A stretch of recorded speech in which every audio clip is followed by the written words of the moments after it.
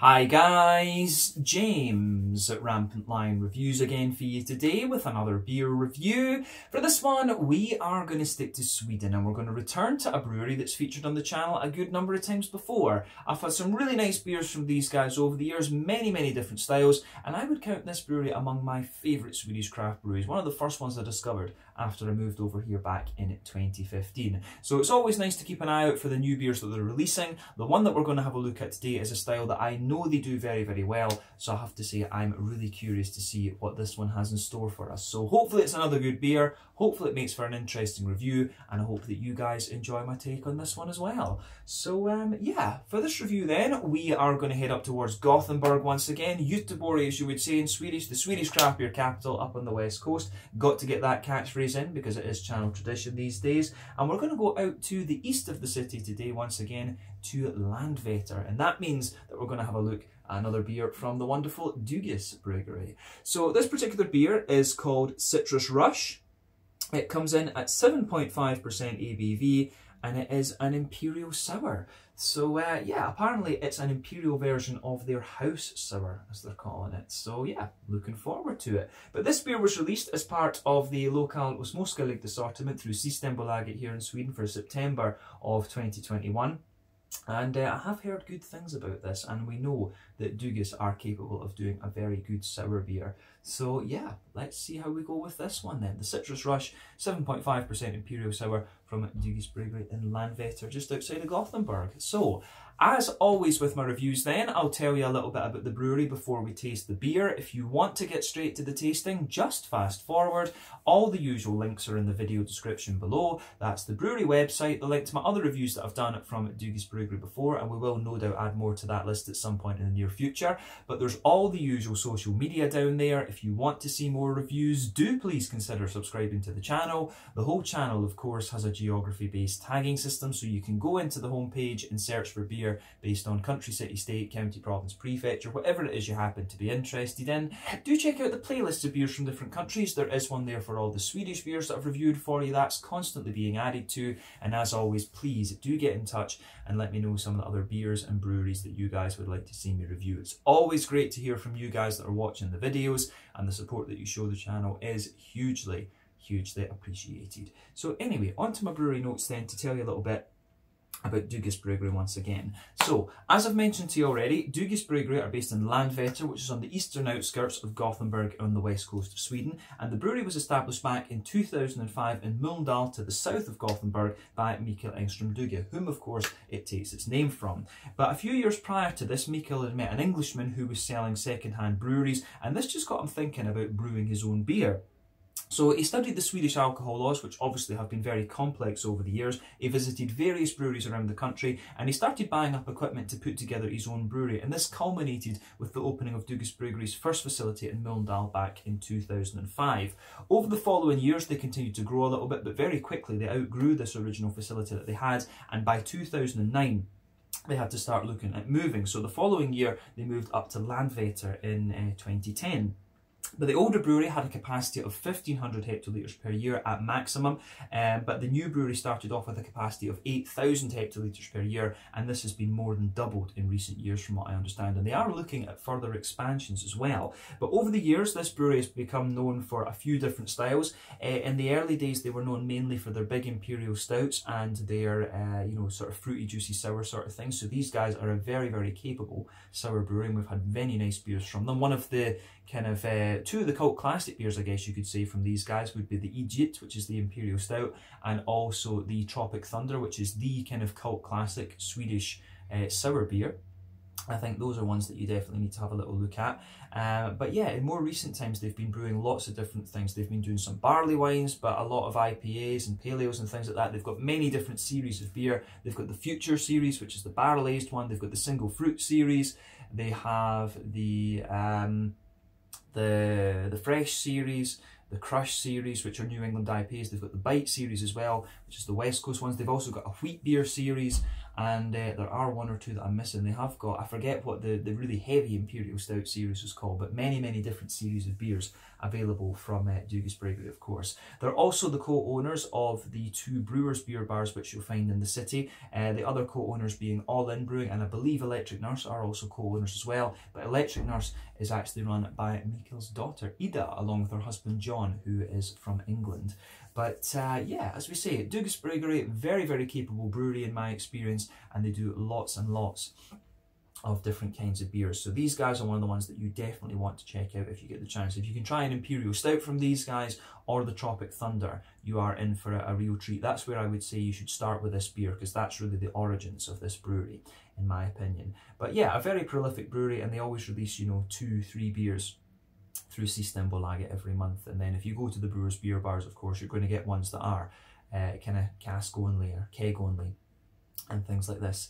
But yeah, that is all I can really tell you about Dugas Bryggeri for the moment. If you want to learn more about these guys, you can check out the brewery website. You can follow them on Facebook and Instagram to keep up to date with all the latest goings on. And you can, of course, check out the Rate Beer, Untappd and Beer Advocate pages to learn a little bit more about all the different beers that these guys have produced. So yeah, that is it for your brewery history section. Let's get on and actually have a taste of this beer itself. So just to let you have a little look at the artwork on this one before we open it up, let me just see if I can balance the light here a bit, because it's a bit, you have to just watch. There you go. I think you can see it quite clearly now.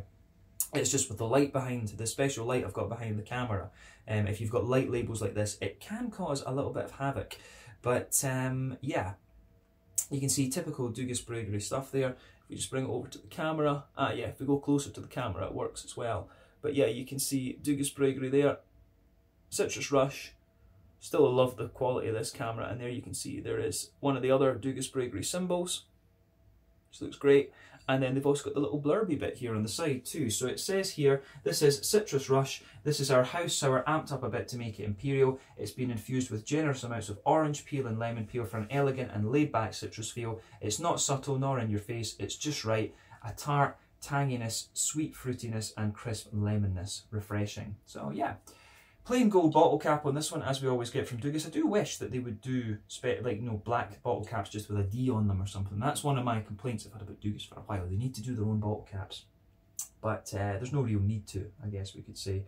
But yeah, 7.5% sour. This one, quite on the edge of Imperial Sour. You know, when I saw that this was an Imperial Sour, I was expecting something, you know, 8 or 9%, because when you get Imperial from Dugas, you get Imperial, if you know what I mean. But yeah. This should be quite nice, this one. So a 7.5% sour beer with orange peel and lemon peel in it. Let's get it out and we'll get on with the tasting then.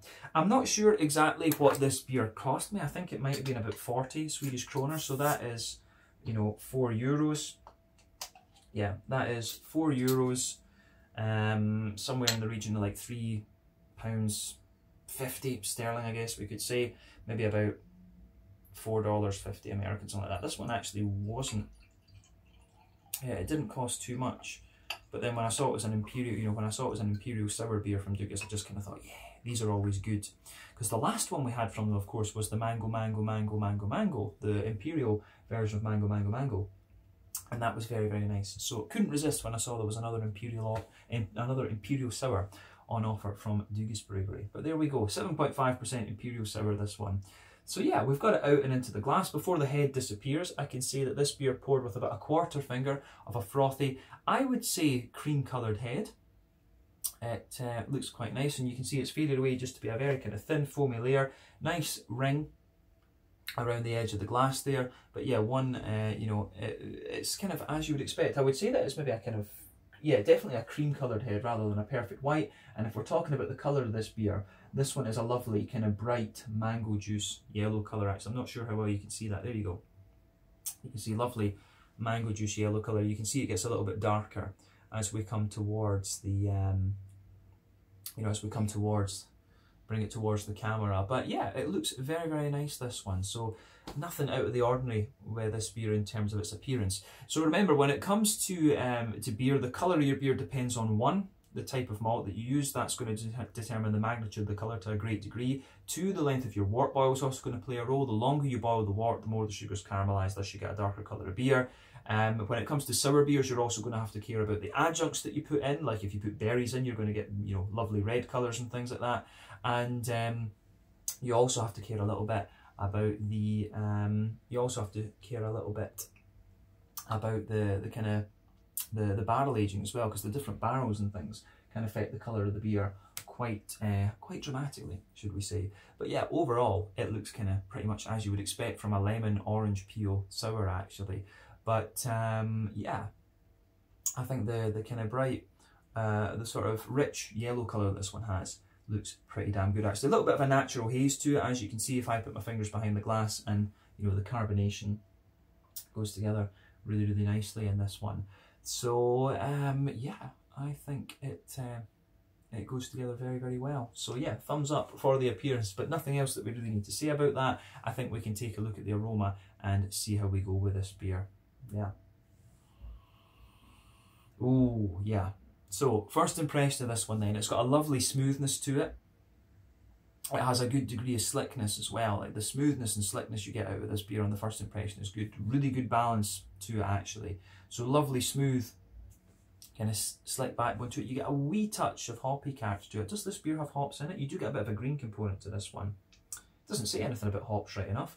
But yeah, it does give the impression of a little bit of a kind of green character to it. And there's a nice zestiness to it, and also some kind of juicy, fruity characters as well. So I really like how that goes together in this one. So yeah, this is a lovely smelling beer, I have to say. I think it gets a big thumbs up from me. So let's go into the aroma a bit more deeply and just dissect it for you a wee bit more.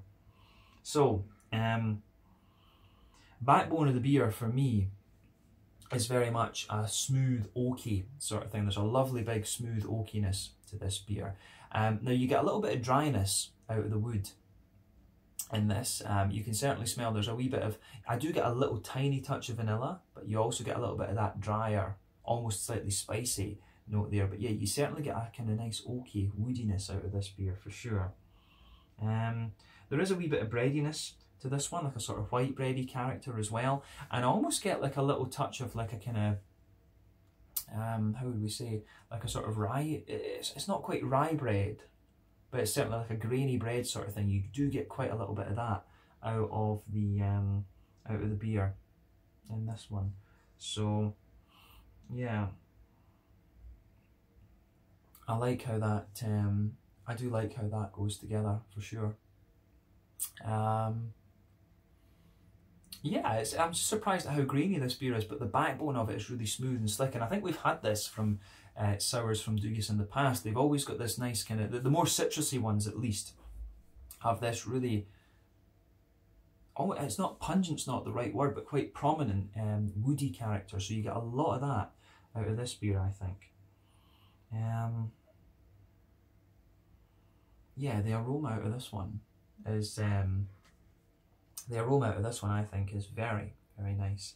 Yeah, big, as we say, big smooth oaky things, and it just goes together really well actually. So smooth oak, a little bit of vanilla, a little bit of kind of dryness in there, some white bread, a bit of a grainier bread crusty quality, and I think it works well. I do actually get a little bit of a kind of Werther's Original, you know, butter candy, butterscotch kind of thing out of this, and that's quite a common thing to get in some of these sour beers as well. So you do get a degree of sweetness out of this one, but it's not cloying or overly sweet or anything like that.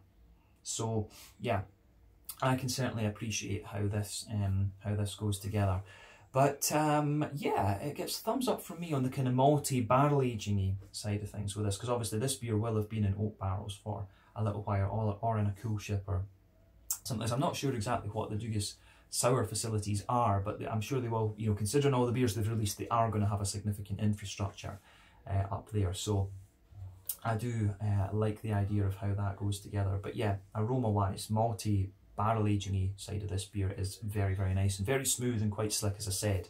So the green component of this one, like I said, this beer doesn't have hops added to it as far as the label tells us, and I think it said the same on the website when I checked earlier. So I always find you get a little bit of a placebo with these beers, because you often find that you get some kind of green component, and I do get that out of this.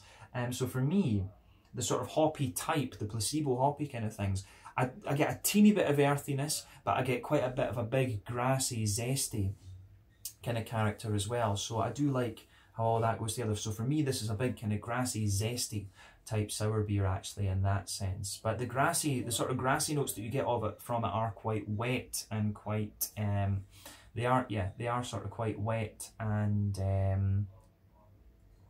you know, it's quite a wet, grassy sort of thing. So I really like how that goes together. So it gets a thumbs up from me in that regard actually. So yeah, nice kind of green component to it, if you like, although the green hoppy component doesn't exist in such terms. But yeah, the fruity side of it is very nice too. So I mean, the beer, it actually it doesn't have so much tartness to it. It comes across as more of a sort of oily and very slight sourness. So I can really, I really enjoy how that goes together too. So yeah, you can certainly smell the sort of sharper lemony characters out of it from the lemon peel, but you can also smell the more oily characters from the orange in there as well. You can really smell them just blending together. This is very much a kind of what it says on the tin type beer. So yeah, oily orange, kind of juicy lemon. There are one or two little, you know, dried, kind of, you know, a little bit of a dried apricot-y kind of thing or something like that in there with this beer. But yeah, good little bit of zestiness to it. And I like how this, I do like how this beer goes about its business.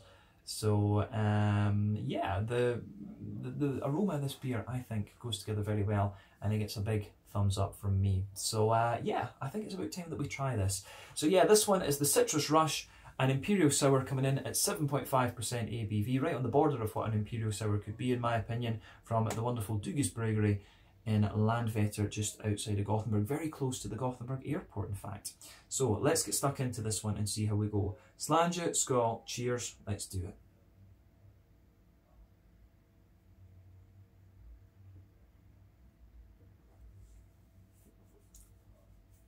Ooh, that is very nice. It's, yeah, bit of an odd thing to say, but it's a very dubious beer, this. I've had a good few sours from these guys over the years, and they, you know, they just really know what they're doing. So for me, what I look for in a sour beer, for me, the sour that really got me into these beers was the Rodenbach. Rodenbach was my sort of, is my point of reference for a lot of these things that I do, and Rodenbach really helped me get into it. So I love these big, smooth, woody, slightly sweet and fruity sour beers. And this one, it's got a lot of the same kind of vibe as that, if that makes sense. So this is a really very smooth, it's a very smooth, quite slick and quite oily sour beer, but obviously it's on the citrusy side of the spectrum rather than on the kind of berry end of the spectrum. So yeah, it's this is a really solid beer actually.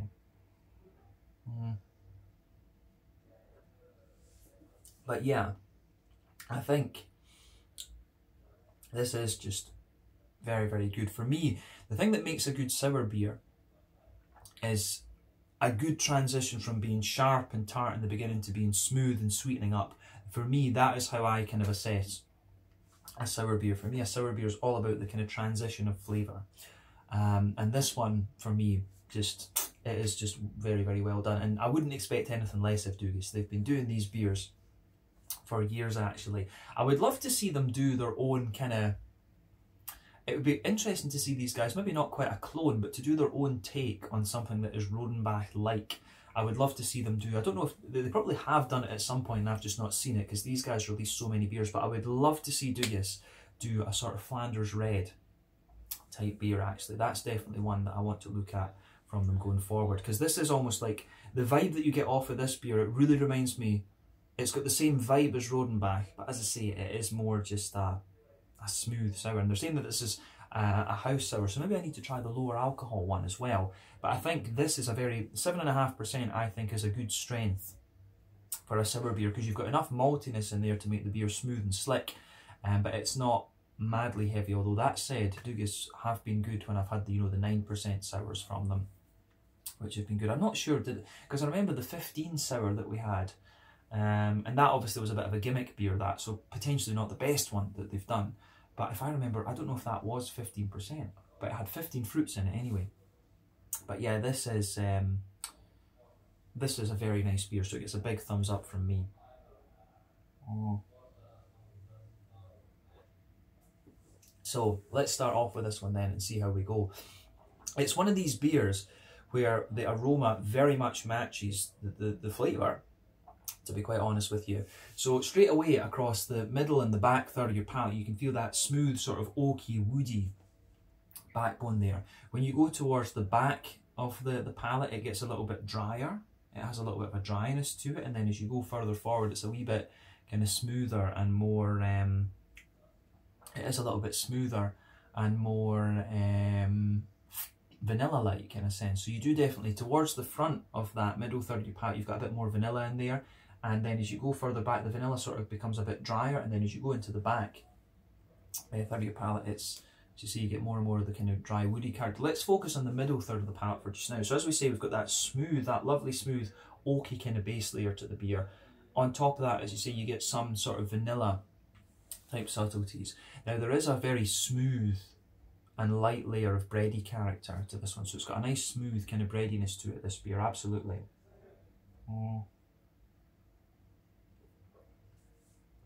So yeah, on that note, yeah, a lovely big kind of smooth, oily, bready character for me, so it gets a big thumbs up in that particular regard. So yeah, trying to think where we take it from. I'm trying to think where we take it from here. But yeah, lovely big kind of smooth and bready note on top of that. And I'd say it's a mix of white bread and brown bread. It almost gives you the slight sweetness of a brown bread there. But then on top of that, you can feel a sort of Werther's Original butter candy, butterscotchy layer. And that, again, just smoothens out the whole beer. It really is just a big, slick beast of a thing, this. Obviously not the biggest sour beer that we've had, but I think it just works really well. You maybe get a little bit of a straight up sweet caramel in the very dead centre of the tongue, and that'll be the boozy side of the beer. But going out beyond that, it's a little bit more kind of Werther's Original like, and more kind of butter candy, butterscotchy. Yeah, a little bit more of a kind of butter candy, butterscotchy sort of thing that you get out of this one. So yeah, I really like how this goes together. So the malty barrel aging side of things, it's not a barrel aged, it doesn't say it's a barrel aged sour, but obviously it's going to sit in barrels and kind of mature and things like that, just because it's a sour beer. But yeah, the middle third of the palate on this is just spot on actually. But let's look at the back third of your palate then. So on that border region between middle and back third of your palate, there's a wee bit of a bready build up, and you do get a little hint of bread crust in there. But the back third of your palate, underneath, nice big woodiness, a little bit drier as we say, a bit of a kind of breadiness. On top of that, you know, on top of that, it's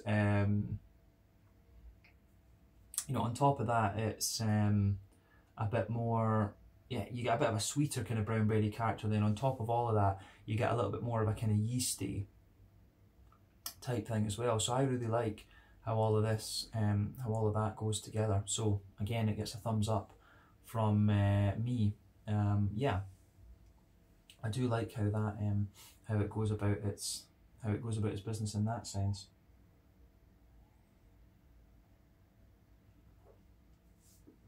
So yeah, you can feel the flavour on the back third of your palate is a wee bit taller, just because you've got a bit of that.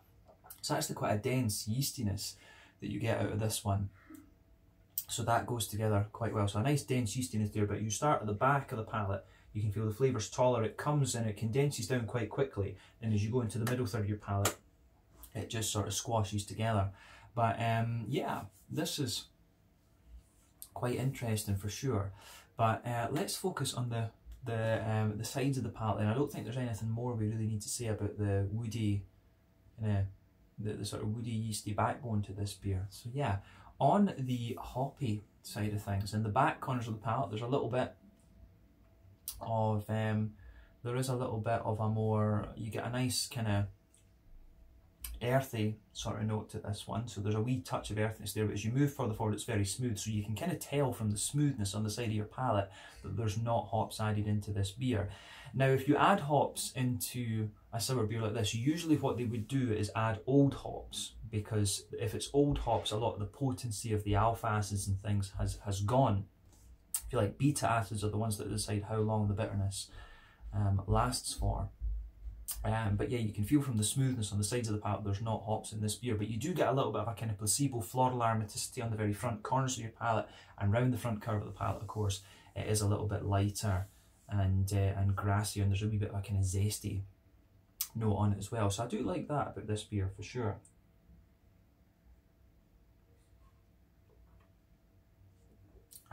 Yeah, so the way that this goes together is very nice on the sort of green component. As we say, the green component doesn't really exist because of the nature of this beer.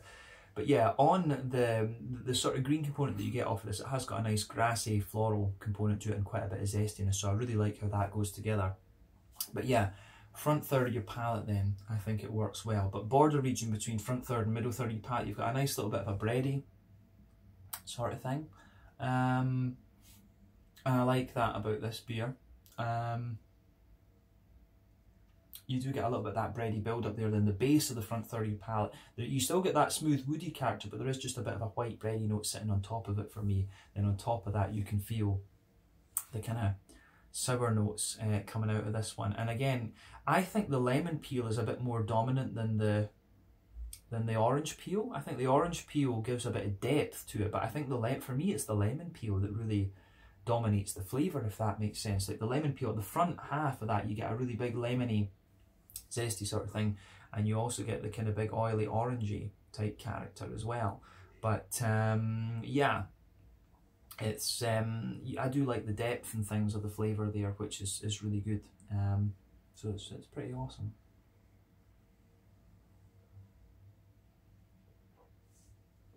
So yeah, that big oily orange depth, but as I say, I think you get the more oily orangey character towards the back of that front third of your palate, but then moving further forward, you've got a wee bit of a kind of lemony zest, kind of thing.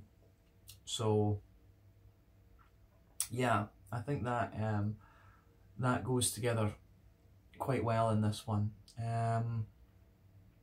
Yeah, I think it works. It really is like just a more kind of citrusy, zesty version. It's got this, as I say, I think that what I'm going for here is that it's got the kind of same vibe. Like a lot of the barrel aging, woody kind of characters you get out of this beer are similar to Rodenbach, but it's a citrusy leaning sour rather than a berry, sort of Flanders red sort of thing. So I can really appreciate this, and I think this is a very, very well done beer. You know, this would be another good addition to the regular range. You know, this would be, for me, if we think about Tropic Thunder, this would be a good beer to add into their kind of regular assortment that shows the citrusy side of the spectrum. But I would also love to see them take the base of this beer and do something that is a proper Flanders red, you know, with a kind of red fruity character. You know, the cherry kind of berry sort of thing. I would love to see them use this base beer and call it, you know, like Berry Rush or something like that. Or Belgian Rush, you know, Flanders Rush. That would be a good one, yeah, Flanders Rush. And a sort of, you know, basing it on what Rodenbach is. But yeah, I'm impressed with this beer. I think this is one that will stick in the mind for a little bit. Mango, Mango, Mango, of course, is a classic sour. The Imperial version of that was very good as well. But yeah, Dugas really know what they're doing with these sour beers, so this beer gets a massive thumbs up from me. Try this one for yourself and see what you think. As I've said, with sour beers, I don't find them so complex, but it's all about the transition of flavour, and that's why my sour beer reviews always end up as being a little bit longer. But this is very, very good. I've enjoyed this, seriously. But yeah, I think we can round off this review with the mouthfeel then. So for me, this beer is pushing towards the top end of mid-bodied, bottom end of full-bodied.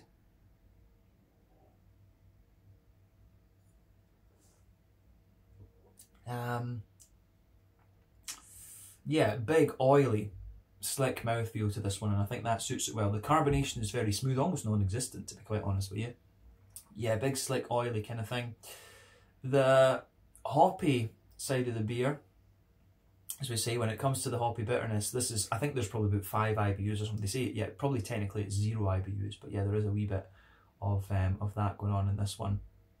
Do get a little bit of that lovely, smooth and slightly sweet, woody, malty, you know, woody, malty backbone to this one. The barrel aging side of things, cool shit, whatever, playing a big role in this. And then on the fruity side of the beer, it's lovely and oily and kind of citrusy and zesty, so you get quite a bit of a sharp impact with this one. And again, I do enjoy how it goes together. So it gets a big thumbs up from me, this one. And I think 7.5% is a good percentage where you get enough barrel and malt out of the sour beer and things like that. I think this is a good percentage if they take it forward. But as I say, I would love to see them do a proper Flanders Red. I think that would be an awesome addition to the things. But this could be a very good addition to like a core range of sour beers from Dougas, in my opinion. So big thumbs up to them for this. But yeah, I think we can leave it there. So yeah, this one is the Citrus Rush, a 7.5% Imperial Sour, right on the edge of an Imperial Sour, I would say, from Dougas Bryggeri. But a sour beer brewed with lemon and orange peel, and I think it worked very well. So yeah, try this one for yourself and see what you think. But yeah, let's leave it there. Once again, thank you for watching my beer reviews. Until the next time, please like, subscribe, share, all the usual YouTube stuff. Let me know your own thoughts on this beer in the comment section below. Let me know what your favourite beers are from Dougas Bryggeri as well. And yeah, let me know some other good sour beers that I should check out too. Thank you again for watching. Check out my social media, check out Dougas Bryggeri's, and I will see you guys on the next review. This beer is definitely worth trying, and any sour beer from Dougas Bryggeri, you are in for a treat. But you know, these ones, the single fruit series is good, but the ones like this I think shine a little bit more, in my opinion. But yeah, there we go. Slàinte, skål, cheers. See you guys on the next one. Do try some of these Dougas beers.